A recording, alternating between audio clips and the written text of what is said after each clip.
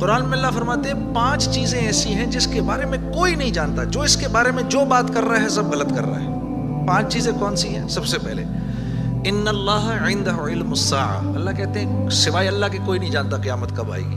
وَيُنَزِّلُ الْغَيْثَ، بارش نے کب کہاں اور کتنا برسنا ہے کوئی نہیں جانتا۔ رزق کس کے پاس کتنا پہنچے گا اللہ فرماتے ہیں کوئی نہیں جانتا، صرف میں جانتا ہوں۔ وَيَعْلَمُ مَا فِي الْأَرْحَامِ، ماں کے رحم میں یہ تو معلوم کر لیتے ہیں کہ بیٹا ہے یا بیٹی ہے، لیکن اللہ فرما رہے ہیں یہ نہیں معلوم کر سکتے کتنا جیے گا، کتنا کہاں رہے گا، کیا کھائے گا، کیا پیے گا، نیک ہوگا، بد ہوگا، فرما بردار ہوگا، نافرمان ہوگا۔ اللہ فرماتے ہیں کوئی نہیں جانتا۔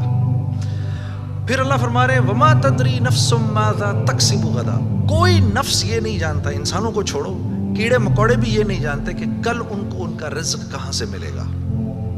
مجھے نہیں پتا تھا کہ آج میں کھانا یہاں بیٹھ کے کھاؤں گا، کوئی آئیڈیا نہیں ہے۔